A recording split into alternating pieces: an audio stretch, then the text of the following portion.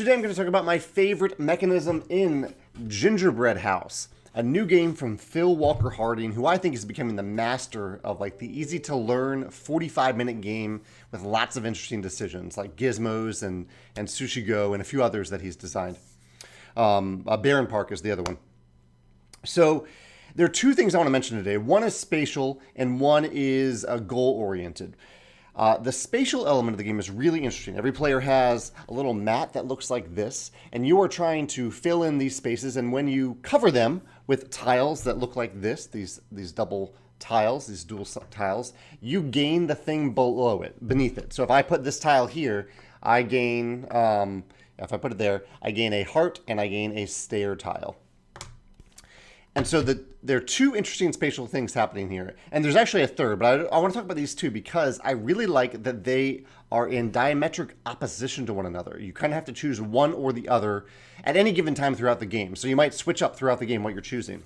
The first is that, say I have, let's see if I can orient this. Okay, say I have this set up.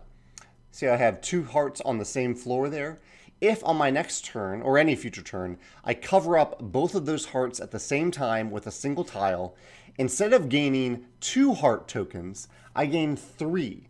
So the game is encouraging you to pair up identical icons and cover them at the same time because you gain an additional token of that type. That's really cool. Feels really good when it happens. On the opposite side, though, is that when you fill up the entire floor, you get a goal card. And goal cards are things that give you points at the end of the game. So these two things directly contradict one another because you're trying to decide, okay, do I want to align up these icons to cover them? Or do I want to focus on filling each floor? So fill this floor up, then fill the next floor up, then again, over and over again.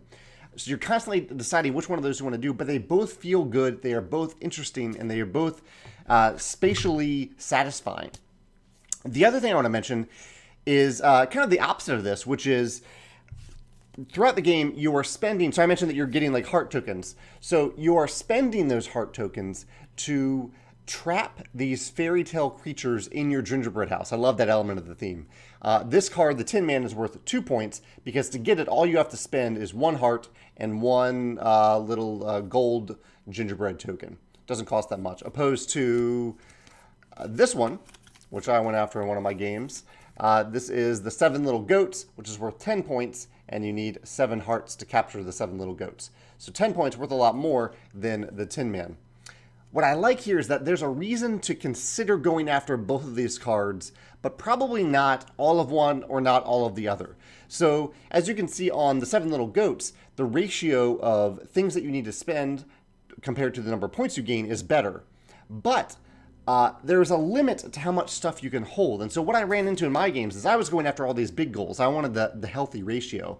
But I can only hold 10 tokens. You can see that over here on the mat. You can only hold 10 tokens total. And so as I'm trying to go after this one and get all those hearts, I am ending up ignoring other goals that I could be getting because of that requirement. Normally, I don't like restrictions like that in games. But in this game, it provides a really interesting decision because it means that players aren't going to ignore the cheap ones and just go after the long-term goals with the healthy ratios. Instead, they have a valid reason to go after these short-term goals because they just can't hold enough to go after multiple long-term goals that have different icons on them. Like if I wanted to go after both the Griffin and the 7 Little Goats, I just don't have enough capacity to hold all the tokens needed to go after both of these. So I really like that the game gives you a reason to get the cheaper, easier goals and a good reason to go after a few of the more difficult long-term goals. Those are the two things I really, really love about Gingerbread House. I've had a lot of fun with my plays of it so far, and I'm curious to hear what you think. If you have a favorite mechanism in Gingerbread House, or if either of these elements, either the spatial element where it's in opposition to one another but it both feels good, or the goals where you're trying to decide if there's a valid reason to go after short and long-term goals. I'd love to hear your thoughts about that in the comments if you have examples of that in other games as well. Thanks.